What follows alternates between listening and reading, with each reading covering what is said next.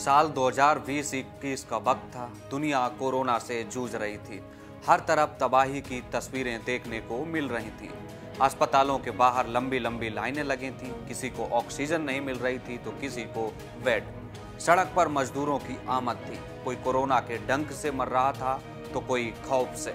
2020-21 का ये ऐसा दौर था जिसमें हर किसी ने अपने को खोया। इस दौर को कोई भुला नहीं सकता।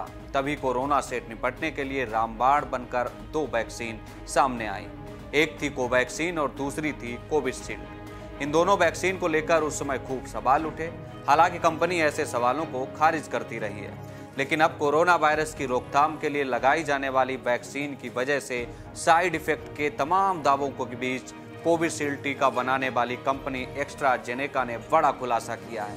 कंपनी ने अदालत में पेश किए दस्तावेजों में पहली बार यह स्वीकार किया है कि कोविड-19 वैक्सीन की वजह से खून के तक्के जमने जैसे साइड इफेक्ट्स हो सकते हैं। हालांकि कंपनी ने दावा यह किया है कि ऐसे साइड इफेक्ट्स के मामलों की संख्या काफी कम है। एस्ट्राजेनेका ने कोर्ट के समक्ष दायर लीगल डॉक्यूमेंट में कहा, यूनिवर्सिटीज ऑफ ऑक्सफोर्ड के साथ मिलकर तैयार की गई कोरोना वैक्सीन से साइड इफेक्ट्स हो सकते हैं।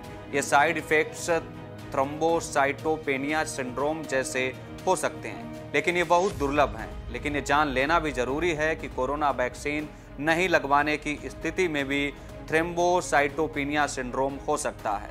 ऐसे में ये कहना कि वैक्सीन लगवाने के बाद लोग इस सिंड्रोम से जूझ रहे हैं सही नहीं है।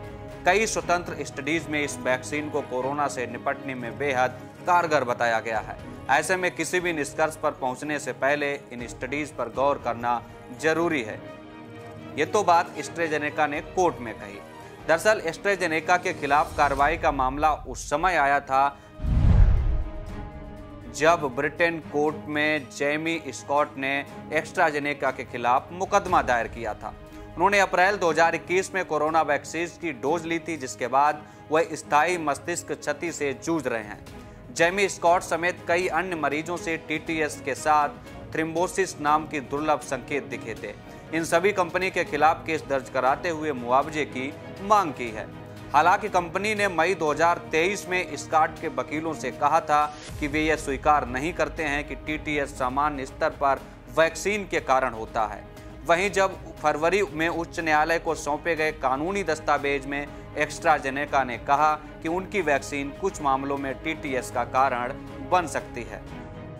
रिपोर्ट की माने तो ब्रिटेन उच्च न्यायालय में इस तरह के कुल 51 मुकदमे दर्ज हैं, जिनमें पीड़ितों ने मुआवजे के रूप में 100 मिलियन पाउंड तक की अनुमानित राशि की मांग की है। खास बात यह है कि ब्रिटेन ने इस वैक्सीन पर अब सुरक्षा कारणों से रोक लगा दी है। अब ऐसे में यह भी जानना जरूरी है कि आखिर टीटीएस होता क्या है। टीटीएस की वजह से शरीर में खून के धक्के बन जाते हैं। ये ब्लड क्लॉट अगर हार्ट में होता है तो हार्ट अटैक आ सकता है। अगर क्लॉट ब्रेन में होता है तो ब्रेन स्ट्रोक आने का खतरा रहता है। थ्रोम्बोसिस तब होता है जब रक्त वाहिका में रक्त का थक्का बन जाता है, जो रक्त प्रवाह को बाधित कर सकता है। थ्रोम्बोसाइटोपेनिया एक ऐसी स्थिति है जहां रक्त में प्लेटलेट्स की संख्या कम हो जाती है। प्लेटलेट्स थक्के जमने में महत्वपूर्ण भूमिका निभाते हैं, जो अत्यधिक रक्तस्राव को रोकने में मदद करता है। वहीं भारत में वैक्सीन बनाने वाली कंपनी सीरम इंस्टीट्यूट ने एस्ट्राजेनेका के साथ समझौता करके कोविशील्ड नाम की वैक्सीन बनाई थी। इसके बाद देश में आधे से अधिक लोगों को कोविशील्ड वैक्सीन ही लगाई गई थी। सीरम इंस्टीट्यूट पुणे में स्थित है। इसके सीईओ अदार पूनावाला हैं। खास बात यह है कि कोरोना वैक्सीन बनाने से पहले सीरम इंस्टीट्यूट ऑफ इंडिया खसरा, पोलियो और टिटनेस के वैक्सीन का उत्पादन भी कर चुका है।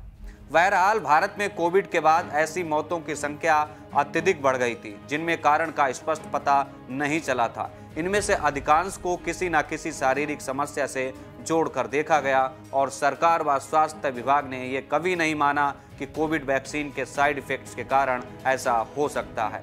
अब कंपनी की स्वीकारोक्ति के बाद भारत में भी मुकदमों का दौर शुरू कर सकता है। फिलहाल मुझे दीजिए इजाजत। आप देखते रहिए पंजाब केसरी टीवी। नमस्कार।